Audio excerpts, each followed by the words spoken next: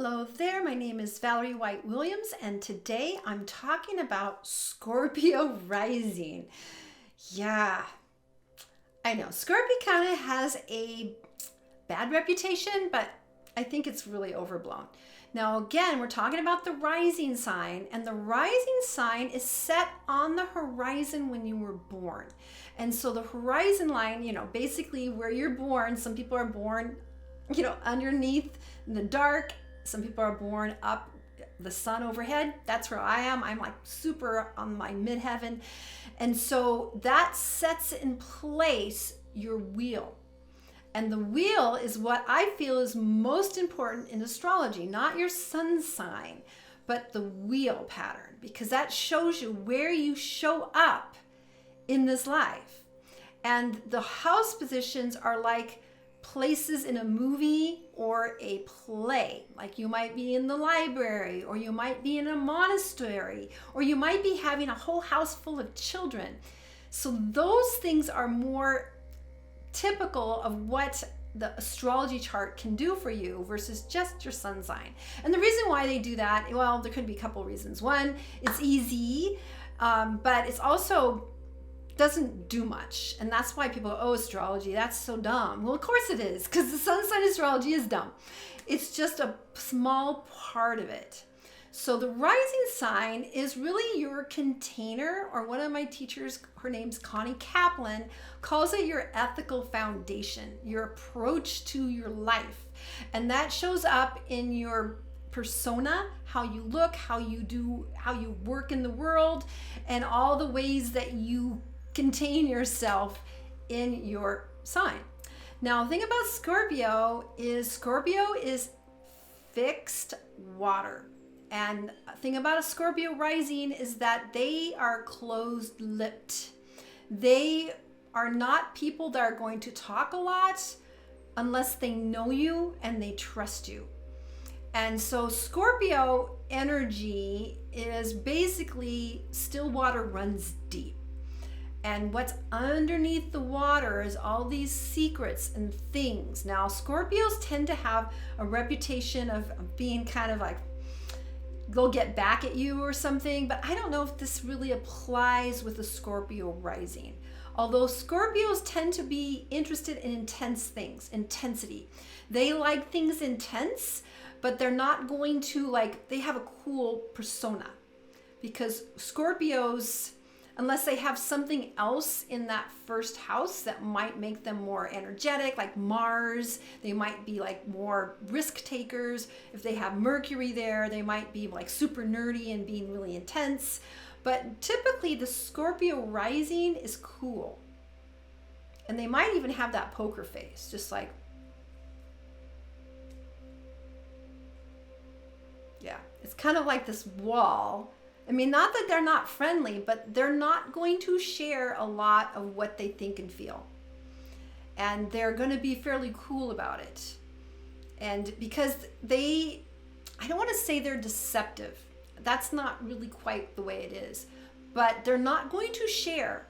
That's maybe a better way. They're not going to share with you unless they trust you. And unless you're in their inner circle. And they'll be friendly and they'll be polite. And they'll talk to people, but they're not going to be the types that are going to gab about all these things like Libras, and be really super friendly.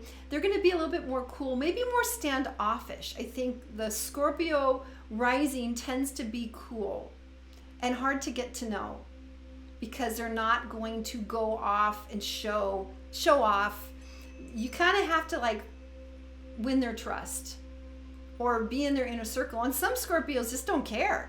They're going to like who they like and hang out with who they like. And if you're not in that inner circle, they don't care. Because they're very selective. They need to make sure that the people that are in their people are trustworthy and worthy of their attention. So they're really kind of still. Again, all kinds of planets can be in the first house, so it's that's another thing.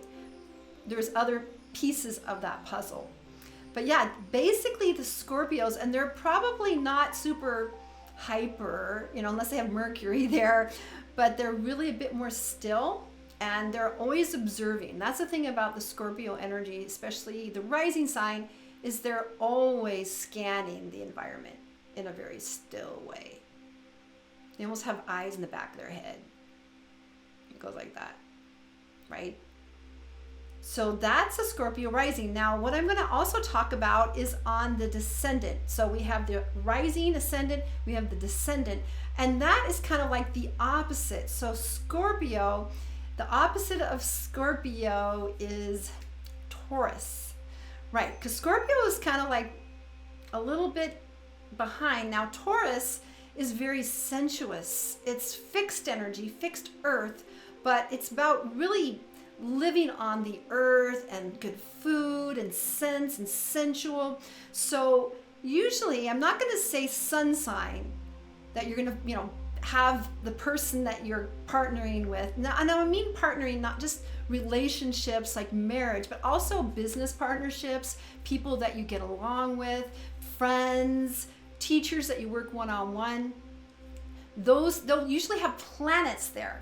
That's what I have. I've always, I won't talk about me. But anyway, you're going to have maybe planets there in that 7th house. And so for people that have a Scorpio rising, they are going to partner with those Taurus energy people that will bring them to earth. They'll bring them to, hey, let's have a good meal. Let's go out in the gardens and just get your mind off all those secret things, and let's just have some great food, some great company, and relax. And so the thing about the planets on the descendant, the people that attract there, is that the Scorpio rising feels that they don't have those qualities, but those qualities are going to open up when they have people there.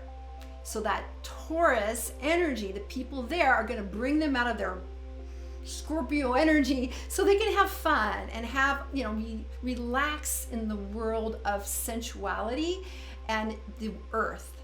So that is Scorpio rising. So you Scorpio rising people, let me know if this resonates with you, and I'd love to hear it in the comments. And also I want to let you know of my 2 free passion projects. The first one is called YouTube Success Strategies, and that's where I'm coaching people on how to be successful on YouTube. And the second one is Creative Soul Alignment, and that's for people that are creative and spiritual. And of course, we all are creative and spiritual, and we love to share art there. So I hope to see you there, and all the information is in the description. All right, take care. Bye.